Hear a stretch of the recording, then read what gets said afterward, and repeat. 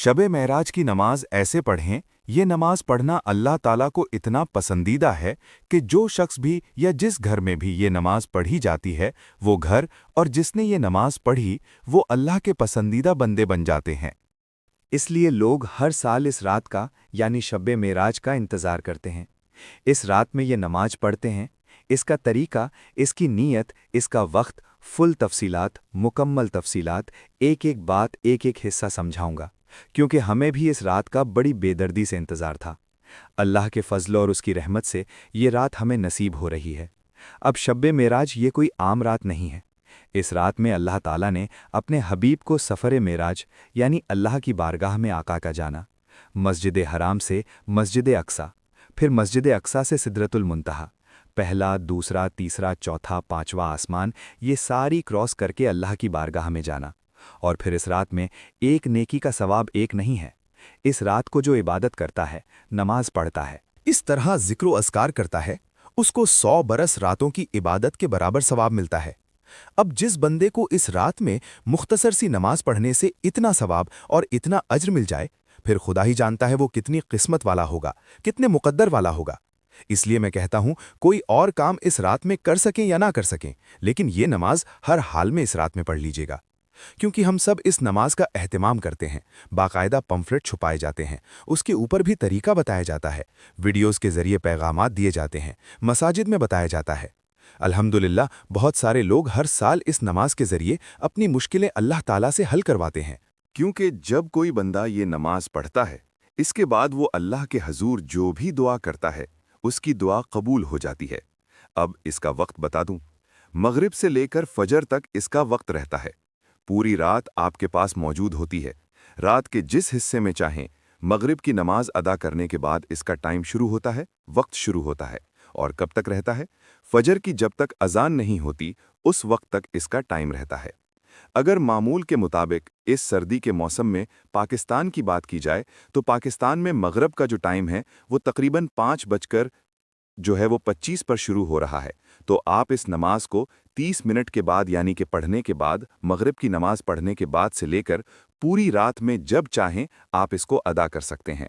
अगर फजर के वक्त की बात की जाए तो फजर का जो वक्त है आजकल रूटीन में, उसका टाइम भी हमारे सामने है कि हमारी जो जमात है तो वो जमात से पहले नहीं बल्कि आज़ान से पहले तक इसके नवाफिल का वक्त है। तो आप इसमें जब चाहें पढ़ लें। अब बात करते हैं कि आपने ये नमाज कैसे पढ़नी है, इसमें कितनी रकातें पढ़नी हैं, नियत क्या क्या करनी है, और इसमें आपने कौन कौन सी सूरतें पढ़नी हैं, कौन कौन से वज़ाइफ और अमल करने हैं। इस रात की इबादत ये सबसे अहम और सबसे ख़ास इबादत है, तो आपने इस इबादत का एहतिमाम ज़रूर करना है।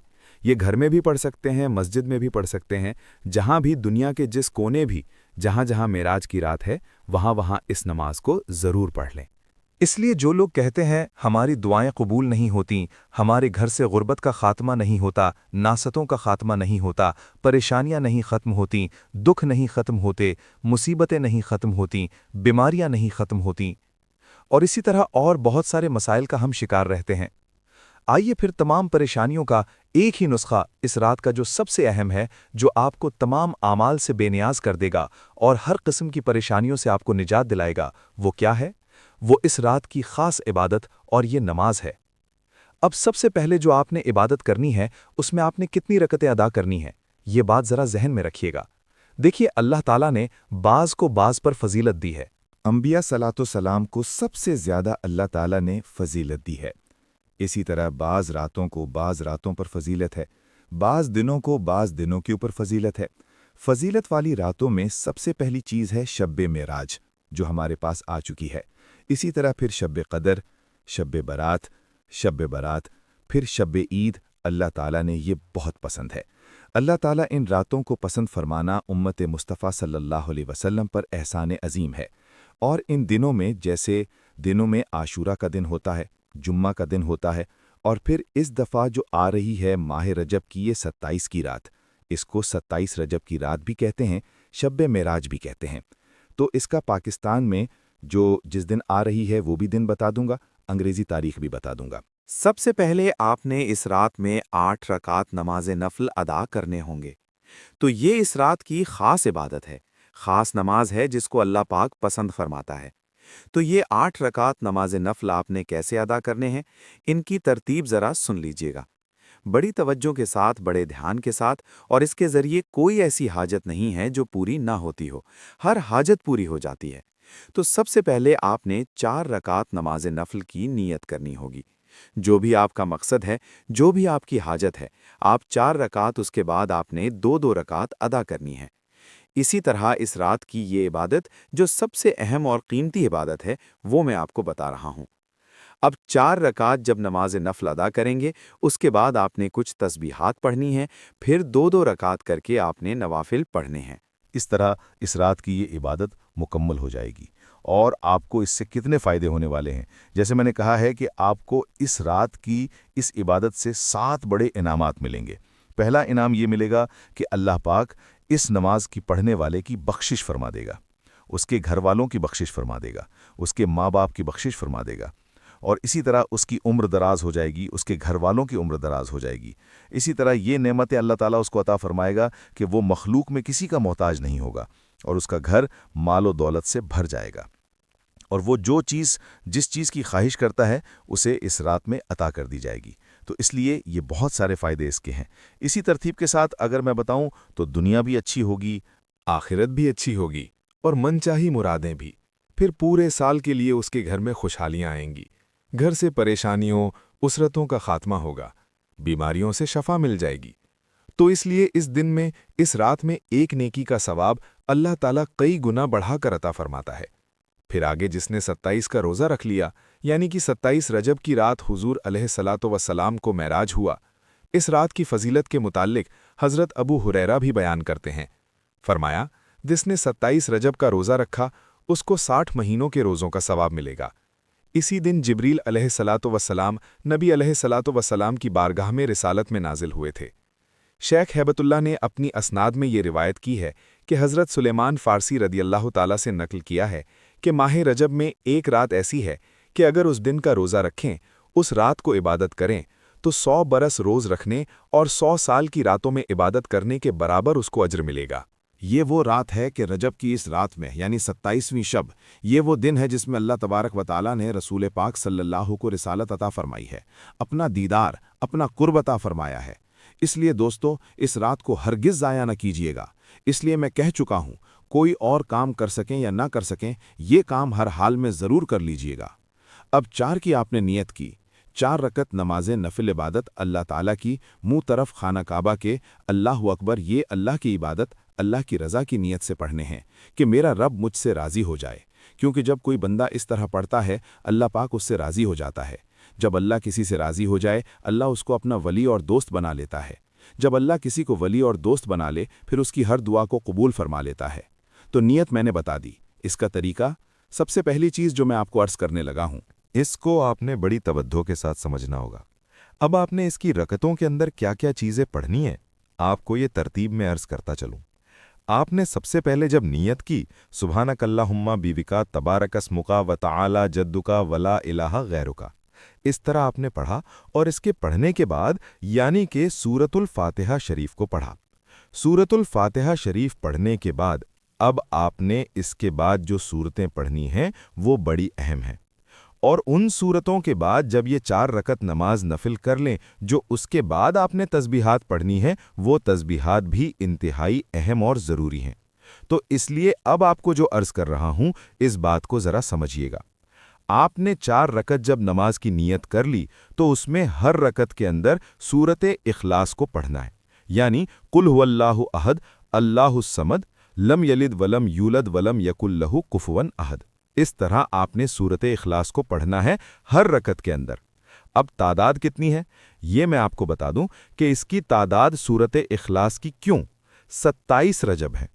27 رجب کی رات میں آپ نے، یہ میں سب سے پہلی چیز آپ کو بتا رہا ہوں، اس میں آپ نے خالصتاً اللہ کی رضا کو شامل عمل کرنا ہے، اللہ کو راضی کرنے کی نیت سے پڑھنا ہے۔ تو دوستوں، یہ بات بڑی اہم ہے جو میں آپ کو عرض کر رہا ہوں، اس لیے آپ نے اس بات کو مکمل دھیان توجہ کے ساتھ سننا ہے، کیونکہ اس کی ہر بات ہی قیمتی ہے، ہر جز، ہر حصہ ہی قیمتی ہے۔ اس لیے اس کو اس طرح پڑھیں گے تو انشاءاللہ انعامات کی بارش ہوگی، کیونکہ یہ نفل اللہ کی رضا کے لیے پڑھتا ہوں یا پڑھتی ہوں، خواتین بھی پڑھیں، مرد حضرات بھی پڑھیں۔ تو ترتیب اور طریقہ یہی رکھیں گے۔ تو 4 رکعتوں کے بعد آپ نے سلام پھیرنا ہے، اس کے بعد آپ نے یہ دعا کرنی ہے جو میں آپ کو بتاؤں۔ اس سے مغفرت بھی ہو جائے گی، رزق بھی ملے گا، دل کی پاکیزگی بھی نصیب ہوگی۔ تو آپ نے پہلی رکعت کے اندر ہی 27 بار، 27 کی شب ہے تو پہلی رکعت میں 27 بار یہ سورت پڑھنی ہے۔ یہ دیکھیں 8 رکعتیں پڑھتے ہوئے کتنا سا ٹائم لگے گا، کوئی زیادہ ٹائم نہیں لگے گا۔ یہ 20 منٹ کی عبادت آپ کے اگلے 20 سال جو ہیں یہ سنوار سکتی ہے، اور اس لیے کہ یہ عبادت ہر سال لوگ پڑھ کرتے ہیں، ہر سال اس کی برکتیں اور دل سے حاجت مانگیں۔ تمہاری کوئی حاجت ایسی نہیں جو رک جائے، بلکہ ہر عبادت، ہر دعا قبول ہو جائے۔ اس سے بڑھ کر اور انعام کیا چاہیے؟ تو آپ نے پہلی رکعت کے اندر اتنی تعداد میں اس سورہ مبارکہ کو پڑھنا ہے، پھر دوسری رکعت میں بھی آپ نے اس سورہ مبارکہ کو اتنی ہی تعداد میں پڑھنا ہے، تیسری میں بھی اتنی ہی تعداد میں، چوتھی میں بھی اتنی ہی تعداد میں۔ اس طرح یہ آپ کی 4 رکعتیں مکمل، ہر رکعت میں یہی ترتیب رکھنی۔ تو پہلی باقی آپ کو پڑھنے کا طریقہ یہی ہے کہ پہلی رکعت میں سورۃ الفاتحہ شریف، اس کے بعد سورۃ الاخلاص شریف، پھر دوسری رکعت میں سورۃ فاتحہ شریف، پھر اس کے بعد سورۃ اخلاص، پھر تشہد بیٹھیں مکمل یوم یقوم الحساب تک پڑھیں، پھر کھڑے ہوں، پھر تیسری رکعت میں سبحانک اللہ بھی پڑھنی ہے۔ یعنی جیسے ہم سنت غیر موقدہ پڑھتے ہیں نا، اسی طرح آپ نے یہ نوافل پڑھنے ہیں۔ بہت سارے لوگوں کو یہاں پہ غلط فہمی کا شکار ہو جاتے ہیں کہ شاید ہم نے صرف تشہد ہی پڑھنا ہے، تشہد کے ساتھ آپ نے درود پاک بھی نوافل کے اندر پڑھنا ہوتا ہے۔ تو نوافل آپ نے اسی ترتیب کے، جیسے پہلی 2 رکعتیں آپ نے پڑھی ہیں نا، 2 رکعتوں میں آپ نے سبحانک اللہ پہلی رکعت میں پڑھیے، پھر سورۃ الفاتحہ پڑھیے، پھر آگے سورۃ الاخلاص میں لائیے، دوسری رکعت میں آپ نے سورۃ الفاتحہ شریف پڑھیے، پھر آگے سورۃ الاخلاص میں لائیے۔ تیسری کے لیے جب 2 رکعتوں کے بعد بیٹھیں، تشہد مکمل یوم یقوم الحساب تک پڑھنا ہے۔ تیسری رکعت کے لیے جب کھڑے ہونا ہے تو جیسے پہلی رکعت پڑھی ایسے تیسری پڑھنی، جیسے دوسری پڑھی ایسے چوتھی پڑھنی ہے۔ اب اس میں کیا مشکل ہے، کس بات کی سمجھ نہیں آتی؟ بار بار لوگ یہی سوال کرتے ہیں، ہمیں یہاں سمجھ نہیں آتی۔ بھائی پھر بھی اگر سمجھ نہ آئے تو آپ کامنٹ میں پوچھیں، انشاءاللہ لکھ کر بھی تفصیل دے سکتا ہوں۔ تو کوشش تو کرتا ہوں آپ کو ایک ایک چیز، ایک ایک حصہ، ایک ایک جز سمجھاتا چلوں۔ بہرحال بہت سارے دوست ایسے بھی ہوتے ہیں جو کبھی کبھار آتے ہیں، ان کو پھر اس چیز کا علم نہیں ہوتا، اس لیے ہر ایک چیز کو واضح طور پہ بار بار سمجھانا پڑتا ہے تاکہ ہر بھائی بہن دوست احباب کا جو ہے وہ فائدہ ہو۔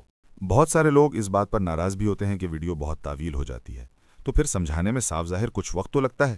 ناراض نہ ہوا کریں، بلکہ خوشی کے ساتھ قبول کیا کریں، اس سے آپ کا فائدہ ہوتا ہے، آپ کے بہن بھائیوں کا، باقی دوست احباب کا فائدہ ہوتا ہے، حضور کی امت کا فائدہ ہوتا ہے، تو ان کو یہ اچھا ترتیب اور طریقہ کار مل جاتا ہے، وہ اللہ کی عبادت کر کے اللہ پاک کو راضی کر لیتے ہیں۔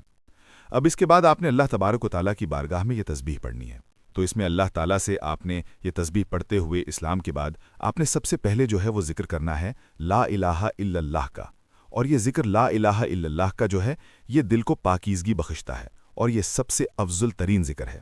جو لا الہ الا اللہ کا ذکر ہے یہ سب سے افضل ترین ذکر ہے۔ 10 بار آپ نے یہ پڑھنا ہے، لا الہ الا اللہ محمد الرسول اللہ، لا الہ الا اللہ محمد الرسول اللہ، لا الہ الا اللہ، اس طرح آپ نے پڑھنا ہے۔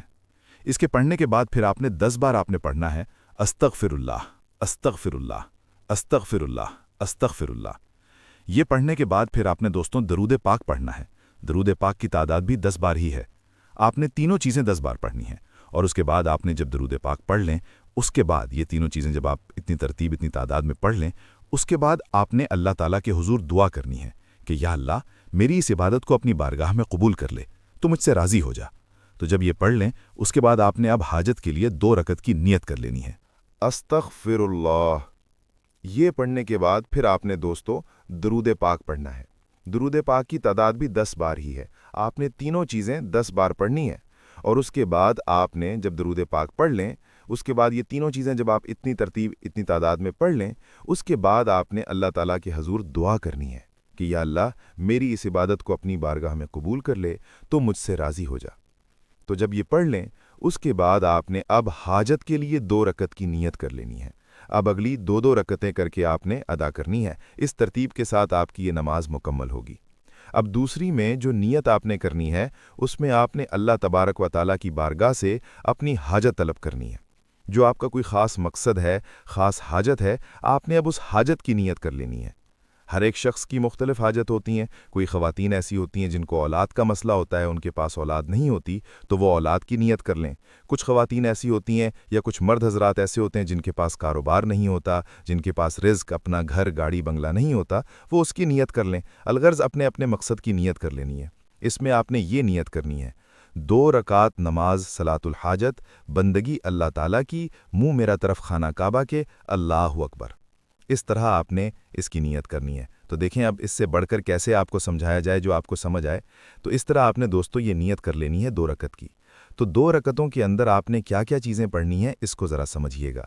حاجت کے بعد جو تسبیحات پڑھنی ہے وہ بھی میں آپ کو بتاؤں گا. اس کے ذریعے انشاءاللہ ہر حاجت پوری ہو جائے گی، ہر مقصد میں آپ کو کامیابی اللہ تبارک و تعالیٰ عطا فرمائے گا. تو اب آپ نے دوستو اس ترتیب کے ساتھ جب آپ نے یہ نوافل کی نیت کر لی حاجت کے لیے، تو اب آپ نے جب یہ نیت کی تو پھر اس کے بعد آپ نے سبحان اللہ پڑھنے کے بعد آپ نے سورۃ الفاتحہ شریف، اور سورۃ الفاتحہ شریف پڑھنے کے بعد پھر اس کے اندر باقی صورتیں پڑھنی ہیں. اب 2 رکعتیں جو آپ نے مکمل پڑھنی ہے نا، اس میں اپنی جائز حاجت ہونی چاہیے، ناجائز نہیں ہونی چاہیے. حرام چیز کا سوال نہیں کرنا خدا را، یہ بات اپنی ذہن میں رکھیے گا. جو چیز بتائی جائے اسی کے مطابق کیجیے گا. اپنی مرضی سے کریں گے تو پھر صاف ظاہر آپ کے پتہ فائدہ نہیں ہوتا، پھر لوگ اعتراض کرتے ہیں. جو چیز بتائی جائے نا اس پر عمل کیجیے. صرف جائز حاجت، جائز ارادہ، جائز آرزو، شادی نہیں ہو رہی، کاروبار نہیں چل رہا، رزق نہیں ہے، عزت نہیں ہے، اپنا گھر نہیں ہے، اپنی گاڑی نہیں ہے، گھر میں لڑائی جھگڑا ہے، بیماری سے شفا، مطلب جو جائز حاجات ہیں وہ طلب کریں. آپ انشاءاللہ تعالیٰ کامیابی آپ کا مقدر ہوگی. قسمت کا ستارہ چمکنے والا ہے اور مقدر سورنے والا ہے. تو اب آپ نے پہلی رکعت کے اندر جو ہے وہ سورۃ الفاتحہ شریف کو پڑھا سبحانک اللہ کے بعد. اس کے بعد سورۃ الاخلاص یعنی قل هو اللہ احد اللہ الصمد لم یلد ولم یولد ولم یکن لہ کفوا احد، اس کو آپ نے پڑھا. رزق، شادی، پریشانی، قرضہ، ہر جائز ضرورت کے لیے پڑھا جا سکتا ہے. اللہ والوں نے بھی یہ ساری تفصیل بتائی ہے، وہی تفصیل میں آپ کو بتا رہا ہوں. جو اللہ والے بتاتے ہیں اس پر عمل جو کرتا ہے وہ کامیاب. اللہ پاک آپ کی ہر حاجت پوری فرمائے، میری دعا ہے. تو جو بھی اس عبادت کو کرے اللہ پاک اس کی عبادت قبول فرمائے، اس کی زندگی کی خطاؤں کو معاف فرمائے، اس کی مشکلوں کو آسان فرمائے. اب دوستو سورۃ الاخلاص کی بات ہے، اس کو آپ نے 11 بار پڑھنا ہے. اسی طرح دوسری رکعت میں سورۃ الفاتحہ کے بعد آپ نے اس سورہ مبارکہ کو بھی 11 بار ہی پڑھنا. دونوں رکعتوں میں 11 بار آپ نے سورۃ الاخلاص شریف کو پڑھنا ہے. اب اس میں کوئی ایسی بات نہیں کہ کوئی شخص کہے کہ مجھے یہ سورت نہیں یاد. یہ ہر بندے بچے کو یاد ہے. نہیں یاد تو بھائی اس کو یاد کر لے. اس کا یاد کرنا کوئی مشکل نہیں ہے، بالکل آسانی کے ساتھ ہر بھائی بہن دوست احباب بچے بوڑھے جوان سب کو یاد ہو جائے گی. اس میں کوئی دوسری رائے نہیں ہے کہ کوئی کہتا ہے مجھے یاد نہیں تو بھائی وہ یاد کر لے، اس کے پاس وقت ہے. تو آپ اب یہ رات کی بھی بات کر دوں، یہ کب شروع ہوگی رات. تو اب اس کے بعد آپ نے سلام پھیرا. سلام پھیرنے کے بعد آپ نے درود پاک پڑھنا ہے جس کی تعداد صرف اور صرف 11 بار ہے. 11 بار شروع میں، 11 بار آخر میں، درمیان میں 100 بار یہ تسبیح پڑھنی ہے. اس کے بعد اللہ کے حضور دعا کرنی ہے. اس کے بعد آخری 2 رکعت نماز کی نیت کر لینی ہے. تو یہاں تک ایک ایک چیز، ایک ایک بات، ایک ایک حصہ میں نے آپ کو سمجھا دیا ہے. اب یہ 8 رکعتیں آپ نے ایک ہی ساتھ پڑھنی ہے.